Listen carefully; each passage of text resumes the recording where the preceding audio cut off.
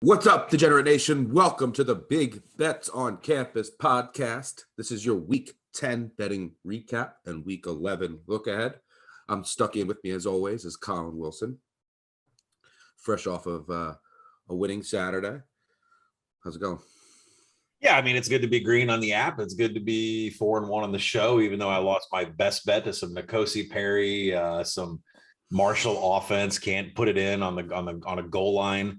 Not to mention taking an Oregon team total over that's all of a sudden had life at the end. And Cristobal, did Anthony Brown not know that he could hike the ball? I know they were trying to shove it in. Then you get to the whole Commander-in-Chief trophy. I couldn't get the over there either. I mean, I had a winning day, but it could have been a huge day if not some of these couple little things. Yeah, I followed you on the FAU over. I'm glad you brought that up so I don't have to yell at you. 7 points in the second half? Come on. But did you watch the game, Stuck? I mean, I had to watch it on Facebook. All right. I want to apologize to Podcast Nation that I picked a best bet that was on Facebook, because once I found out it was on Facebook, I was just throwing F-bombs around the house. Logged in. We got N'Kosi Perry throwing 60-yard bombs being dropped through the hands through the breadbasket. Grant Wells getting to the goal line, like 5 penalties, and they're missing 45-yard field goals when they had like first and goal. It was that second half was a joke. It was a travesty, and I apologize for making everybody get on Facebook to watch that game. Yeah, my day, I had a slightly losing day. I went 500, but I was actually happy with the day. I won pennies on the week if you include the weekdays. I can't lose on the weekdays and I can't win at noon, but I'm so close. Like, the losses are brutal. I'm starved for a backdoor. Like Liberty, you can't get in there, and then Maryland throws a pick six down 10 with 2 minutes to go, a 90-yard pick six, and then drives it down the field again and turns it over on downs. So just these like really close little things. So I'm happy. I think that we're gonna have a huge finish here. What a terrible call for Malik Willis to throw it into quadruple coverage to get that cover for us.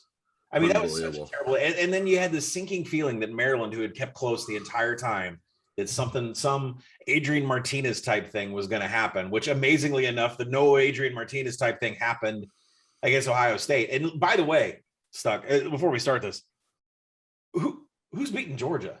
Alabama's not beating Georgia. Ohio State's not beating Georgia. I mean, it's yesterday, a lot of teams got exposed. Purdue. Yeah. Purdue. I texted my friend, the only two teams that are good are Georgia and Purdue when they play a ranked team. That's it. So that means if Purdue plays Georgia, they'd be good because they only play good. They're only good against top 10 teams. David Bell, baby. David Bell. All right, let's do best call, worst call, bet, regret. So I'll start there. Best call is Purdue. We hit our money line parlay, by the way. Yeah. And our underdog money line parlay, and I went and touted Purdue all week. I had a lot of fun going back and forth with Michigan State Twitter, which I found a lot about. Shout out to the John L. Smith Misery Index Twitter account. And so we had a lot of fun. David Bell was amazing. It's just unstoppable. So that was my best call. I mean, everything, even down to BC.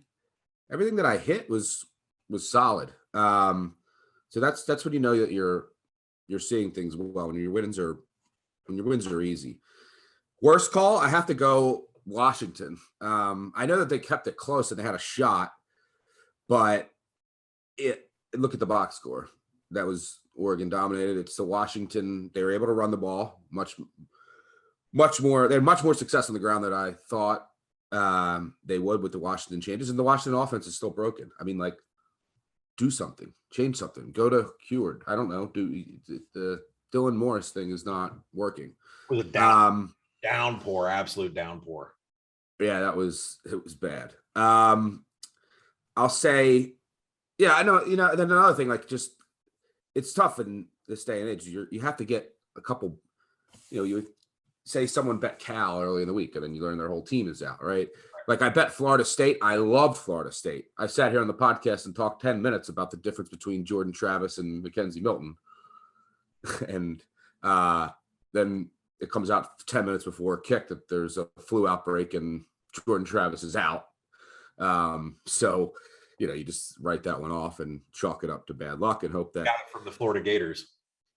Yeah, I can't believe Florida lost 40-17. But yeah, so worst call was, and then, yeah, Navy gets front doored. I can't even say that. I guess Cincy. Yeah, it was my smallest bet of the day, but I laid it with Cincy. They are not worthy of a college football playoff spot. I'm sorry. If you can't start to blow these teams out, it's been 2 weeks. You just heard, you were just angry at the world, and a Tulsa team that just lost at home to Navy. You can't blow them out. You can't get separation.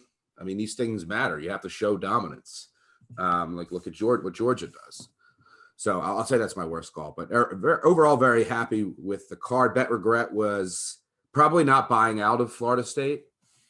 I mean, I could have. The line didn't even move that much, and my entire handicap was you can't bet Florida State with Mackenzie Milton, and so I should have bought out there. That is my bet regret, and that's basically would have swung me from a small losing day to a winning day. How about you? Best call, worst call, bet regret? Yeah, well, Davis Brin taking a slide at the half-yard line, preventing from beating Cincinnati. Listen, Action Network didn't write any of this crap out there that's about Cincinnati not making, getting shafted by the college football playoff.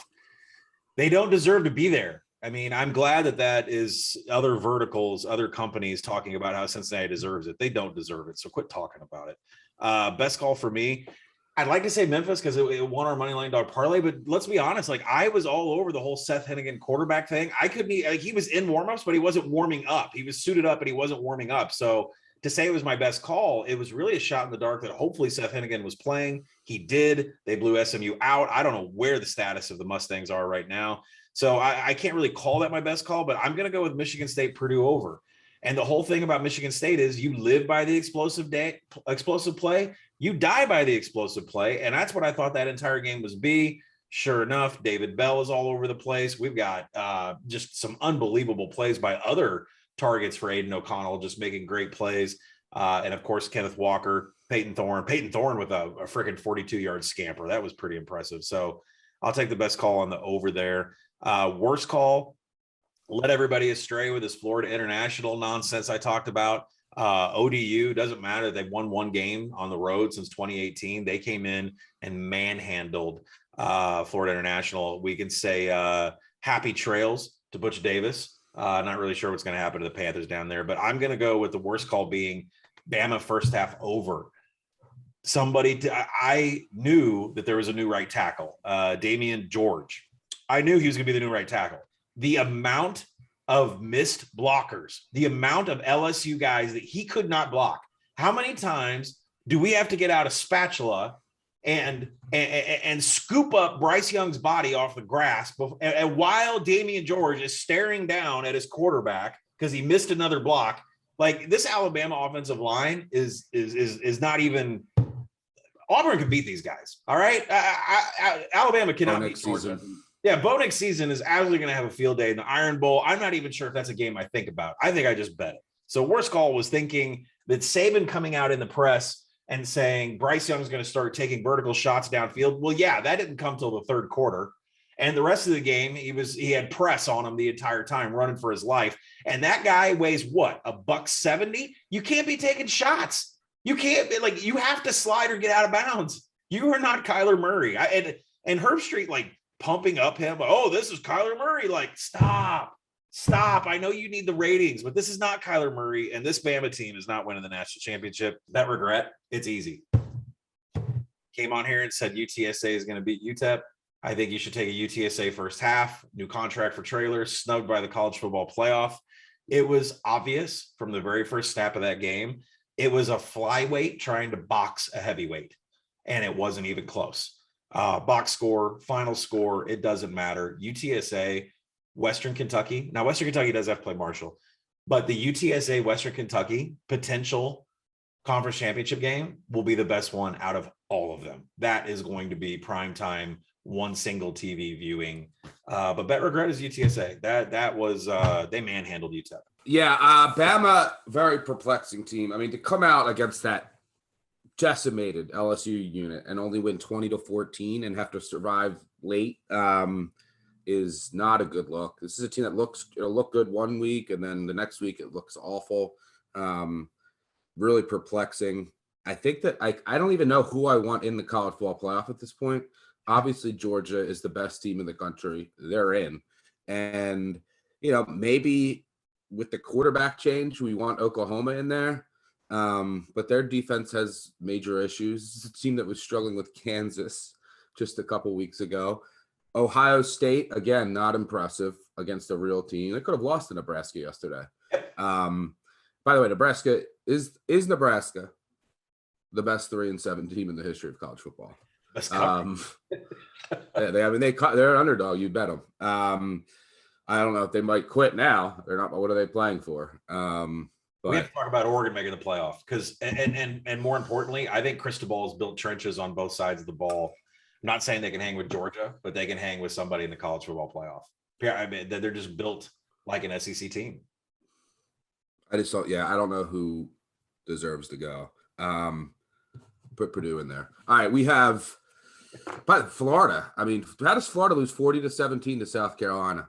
You didn't see that they had 30 spots don't matter. You didn't see that they had 30 guys with the flu. Oh, they did? They had to fly additional people up to the game because 30 guys came down with the flu, including Emory Jones, and they had everybody on IV bags on the sideline. Wow, I didn't see any of that game. Yep. I didn't even handicap this kid from St. Francis who was starting for South Carolina, made his first start. He actually went off because my thing was, look, I'm not betting South. I couldn't figure out the spot for Florida. It's obviously was a bad spot after the Georgia loss, and your season is going nowhere. And then I said, but I can't. I'm not betting South Carolina here. And man, to see them win 40-17, I didn't know they had the flu. They must have been hanging out with Florida State, who also had a flu outbreak. The state of Florida is always Brett McMurphy's dumpster fire teams of the week. Now they just all had the flu. Every team had the flu. By the way, you mentioned UTSA and UTEP. I don't know. I haven't listened to the voicemails yet. So maybe we hear from our UTEP guy about Minor Nation covering every week. I'm going to bet he didn't call in. Oh, by the way, Collin, if you want to improve your ROI, the only thing that you need to do to get your ROI, stop betting San Diego State and Service Academy overs. I hope you didn't bet the San Diego State over this weekend. I didn't bet the San Diego State over. I was waiting for the live number of 19 before my wife chastised me and said, "This is degenerate shit." You can't. Well, you would have got there by 2 points. Yeah, I would have got there. But no, I mean, back on the Marshall Florida Atlantic thing. I mean, I'm looking at the advanced box score now. 60%, 2+ first drives from Marshall, explosive drives above both teams, above national average and explosive drives. Here we go. You ready? This is what I'm talking about in the second half. And by the way, Matt Mitchell was texting me like at 11 p.m. last night. Like we were both pissed off about this. Points per possession inside the 40. Marshall, 2.4 points every time they got past the 40. Florida Atlantic, 1.7. I knew the yards would be there. I knew the tempo would be there, but just the pure inconsistency in getting it in the end zone is what did us in. Again, I apologize to everybody for making you get on Facebook. Southern Miss is unbettable, by the way. You can't listen. They were on a freshman walk-on like 3 weeks ago. That you can't look at reverse line movement. You can't be in a spreadsheet. You just have to realize this Southern Miss team is UMass level. Okay, stop betting. Hall ball. But by the way, we're Ray Guy voters. I don't know how we don't give it to the San Diego State kid. 90-yard punt again. Yeah. I mean, Washington was doing a pretty damn good job pinning Oregon down at the 1, but yeah, I mean, for a season-long award, there's no question. Oh, I do have to also say, someone mentioned that Texas A&M game. I did give you shit for the FAU over, but good call on that, pushing me over the edge on the Auburn first half under. That was easy. All right.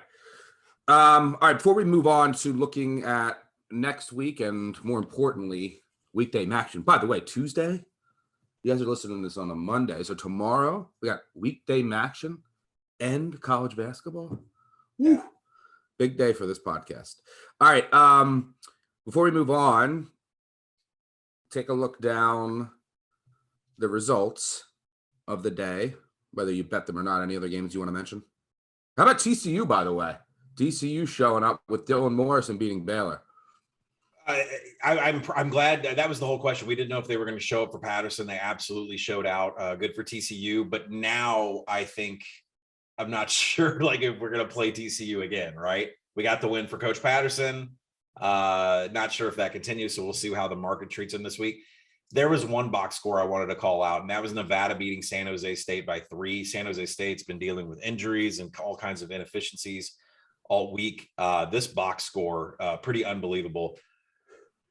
From a rushing perspective, San Jose State was 5.8 yards per rush. Nevada was 1.8. But hey, Nevada doesn't run the ball. But then when you go and look at the yards per pass, San Jose State beat them in yards per pass, total yards, everything. And then it was really into turnovers and field position that got Nevada this victory. They had no business winning this game as a double-digit favorite.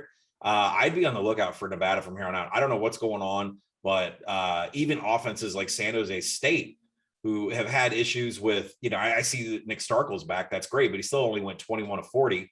And Nick Nash even got some time at quarterback, but I can't play Nevada the rest of the season. It's pretty sad what their defense put up. So they should have won that game against San Jose State. A couple that I want to mention. I can't believe we didn't get any calls about Louisville. The second week in a row, one of the worst beats on the board is against Clemson. No business covering that game.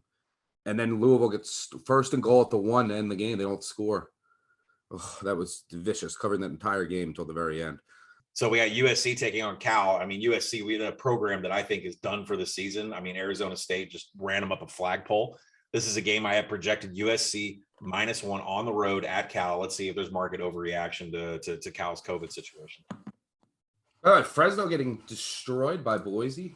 Jake Haener threw like a bazillion interceptions. I don't know if they're going to be able to bounce back from that. That was pretty shocking to see. If I look at Mountain West standings, it's in the West, Nevada, San Diego State. Is that Fresno lost? They play each other this week, right? Yep. Yeah. All right. So whoever followed me on Nevada winning the Mountain West, I think plus 550. Huge game this week. Huge game. It's going to decide who wins the division. All right. Projecting San Diego State -2.5 hosting Nevada in this game. But keep in mind, it's not a home game. It's like 2 hours from their campus, and it's not like a true home game, which does help Nevada in this case because San Diego State's not playing on campus. Yeah, I guess the only other game I wanted to bring up. Oklahoma State's defense. Woo! What a performance they put on in Morgantown. Is Miami better with this quarterback than they are with Derek King? Their offense. I mean, it's amazing. UNC Wake. What a game. I was able to trade that back and forth, which we suggested doing in the first half. The market wasn't giving because they knew how many points were going to come. So I had, and this is something to keep in mind if you're going to get a game like this in the future, because there's a chance that could have went to overtime. And there wasn't, but we were watching that early on. So I was getting threes on both sides, and I had like 2.5s on both sides, and my goal here was, someone could go for 2, you could have a missed extra point. Like I needed this to end within the 3s, which isn't easy to do. But if you think about it, there's such a higher probability now of a game landing on 2 if it just gets to that third overtime. Yep. Because then it has to end 2 instead of, it took 5 overtimes before. So I don't know. Something to keep in mind. I was just, it was a very entertaining game, but good call in North Carolina there. Minnesota laying an absolute egg. I think Morgan got hurt in that game. Yeah. He lost 14-6 to Illinois. Illinois with a big win. Over the season win total for Brett Bielema. Congrats. But that's what your program is going to be for the next 5 years with Brett Bielema. 4 to 6 wins every year. Pop the champagne. And I guess my favorite result of the day, which made me happy, was not betting Duke and watching them not cover. I was like, oh my gosh, of course Duke's going to cover. And they were like up 19-14 or something. Yeah. They scored 29 points and don't cover again. But that made me happy. All right, before we get out of here, let's go 3 and out. And before we do that, I do have a programming announcement. I just want to remind everyone that the guys at 3-Man Weave will be doing a college basketball episode every Wednesday until we transition over to college basketball later this year. Make sure you also check out the Group of 5 guys. They've been killing it on their episode. Colin and Brett will have their sources episode as well early this week. I'm sure there's going to be So we're gonna have Michigan State. Basically, what we think is gonna have Michigan State's gonna drop out. Yep. And then Ohio State just replaces them, and it's gonna be Ohio State, Oregon, Georgia, and Alabama. The question is, does Alabama drop a slot? But I mean, after their awful performance, and does Cincinnati drop? Michigan Oklahoma inches closer. Yeah, Michigan steamrolls Indiana. Oklahoma's still undefeated off a bye. Does Cincinnati fall behind those two? That'll be the talking point. But I would love to hear everybody on ESPN tell me why Cincinnati still deserves to be in the playoffs. So I'm ready for you to entertain me, talking heads. I do think the worst thing the committee did is put Alabama too, though. I just it's awful. I agree. So maybe they dropped them to 3 because of an awful performance, but I don't know. I doubt it. Georgia minus 22 at Tennessee next week. Probably gonna bet the Vols again. Oh man. All right, before we get out of here, let's go 3-0. All right, first down. Let's take a look at next week's card. Any spots stand out to you? I got to dig into some Tennessee against Georgia. Do I want to get in front of that train? Michigan, which I downgraded Penn State, obviously, because I got outplayed as a 10-point dog. The worst when you downgrade a team that you faded as a big favorite and then you didn't cover. But I projected, I think, Michigan minus 1.5 before today. And I think, I'm going to upgrade Michigan, downgrade Penn State. So I wouldn't make it over a field goal. That's one of the marquee games next week. I didn't have anything circled yet. So there's a lot of digging to be done. I'm excited to get to work after last week. There's a lot of the digging that we did paid off. A couple bad beats, but I didn't have anything that I was like, oh my God, I want to bet this game. What do you have circled for next week? Very, very, very, very sloppy game by the Arkansas Razorbacks. A mass number of penalties on both sides of the ball. I stayed off the Mississippi State game. I was worried about Jalen Catalon being out for the season, what the defense would be able to do. They got down. Mississippi State, give them credit. They killed the middle eight. 14 points the middle eight, took the lead. Stingy all the way through the end. Arkansas had to have a great comeback, but it was a sloppy game by Arkansas, and you could blame that on the bye or I saw the same thing against Rice, and they came out the next week and blew Texas out of the water. So Arkansas -2 down at LSU. LSU, that was a really great effort against Alabama. And I think if you're an LSU player, are you still hungry to play? You're not going to a bowl game. Your coach is a couple of weeks away from being gone. Your coordinators are probably locking up positions. Arkansas has a ton of stuff they need to clean up from a penalty perspective, and they've proven that they can do that before. So Arkansas on the road, I like that, especially if I'm going to get it under 3. I project it -2. UCF going up against SMU. I mean, I got SMU -6, but again, Sonny Dykes is going to be in a bidding war for TCU and for Texas Tech. This is 2 losses in a row. UCF is starting to blow people out right now. They're actually quietly, Gus Malzahn's quietly building himself a nice little resume down there. Another road team that I'll be looking at. Listen, it was fun to see Jeff Banks partying on the sideline when they got a punt block against Iowa State yesterday, when Texas got a punt block against Iowa State. But, monkeys and pole assassins and everything else aside, -27 against Kansas. I might be looking at Kansas. I mean, Kansas is at least scoring some points now, right? I don't know. Texas laying that many points with the kind of defense they have. I mean, things are not going well. I mean, Sark's on a 4-game losing streak right now. There's some questions about the credibility of the special teams coach with the monkey and the pole assassin. I can't even believe this story. Anyways, so that's a game I'll be looking at also. But Purdue going to play Ohio State. Stuck? Do they show up? They're going to show up on the road? They're playing a top 10 team. That's all they do is beat top 10 teams. I got David Bell's on the field though against that secondary. I'll tell you that. I power rated -19 in that game for Ohio State at home. I would not be surprised at all to see this sit at 16.5 and have the general public think that Purdue can beat anybody and that Ohio State barely beat Nebraska. I'd watch out here for the very trendy dog on the road. New Mexico State at Alabama next week. I don't 51-ish. Maybe make it 58. Bama should score every possession in their sleep. By the way, did you see New Mexico and UNLV went over 45? Do you like that, huh? Well, even without Doug Brumfield, Friel was still in there playing. So you can bet any overs you want, just not San Diego State and not Service Academies. But now, look, I wore my UMass football because over 1.5 is now a sweat. We lost to Rhode Island, and we have Maine at home this week. And then we do have New Mexico State left. There's opportunities. Let's send some good juju to the UMass football program. Big game at noon this week against Maine.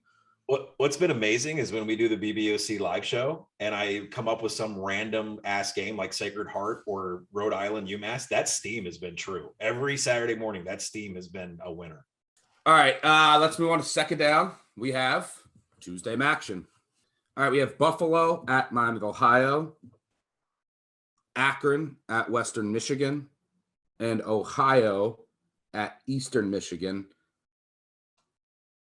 What do you got here? You want to just go through your projections? Is there a game that in particular that is on your radar? Yeah, I think from a Tuesday night perspective, Buffalo, Miami, I've got projected at Miami of Ohio -6.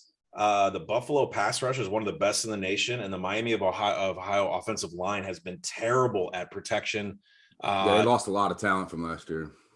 But Gabbard at the same time is one of the better quarterbacks in MAC. So that's a game I don't know if I'm going to get into. A total projection of 55. By the way, don't fool yourself. If you're taking an under in these MAC games, good luck. You don't call into the voicemails if you took an under on the MAC games. You're not going to get a suggestion out of me, which is going to lead me into Ohio, Eastern Michigan. I don't know how you don't go over in this game. This is a number I believe I've got up in the 50s, but between Ohio running the ball with Rourke and Ben Bryant throwing for Eastern Michigan against a terrible Ohio secondary, I don't see how there's any defensive stops here. Project the game, Eastern Michigan -8. I think this is just a game where you lay the over and just sit back because these unbelievable. Akron, Western Michigan on Tuesday night. Can't bet that under. Do not bet that under. Yeah, don't bet that under either. Western Michigan -22. A total also from a perspective of like finishing drives, yards per play, success rate. It's a total I have in the 50s, but that's a Western Michigan team total over, which is probably going to be like 42, right? So from a Tuesday night perspective, Ohio, EMU, I think you just lay the over and sit back. Finally, on third down, by the way, we'll have all these written up on actionnetwork.com and the Action Network app. On third down, we have Wednesday night action. We have 3 more games. I will personally writing up Toledo at Bowling Green. And the exception to the rule, Collin, we're betting under here, I think. But I think that Toledo's defense, which was embarrassed last week, just out of left field, it's one of the best defenses. It's the best defense in the MAC. It was playing at a top 25 level nationally this year. And I think that the Bowling Green offense is not moving the ball on them. And the Toledo offense can be shut down.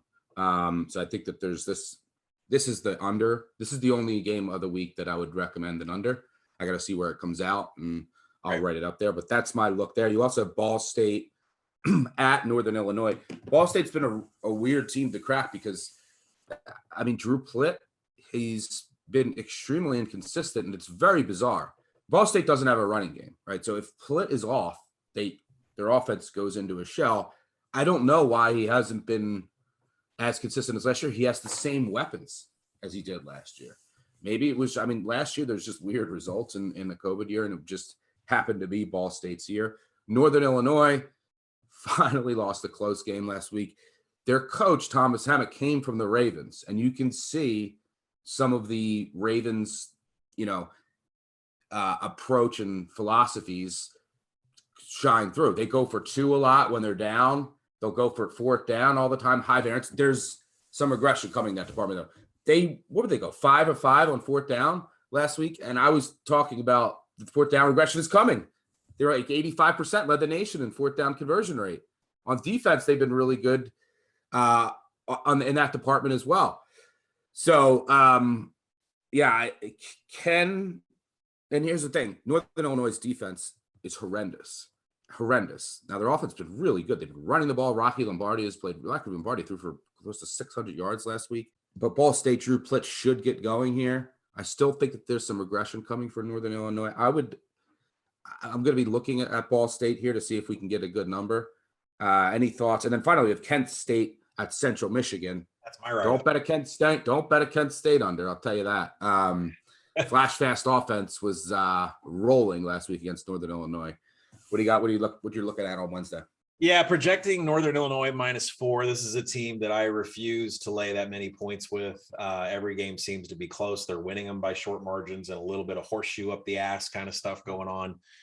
So Ball State may be the look if I can trust Pitt. I agree with you. I don't know. The under on Toledo Bowling Green. This is a game that I've got Toledo -12 on the road, a total of 49.5. So I think if you see anything on Monday when you're listening to this, it's in the 50s. You can probably bet that we'll be on the under on this.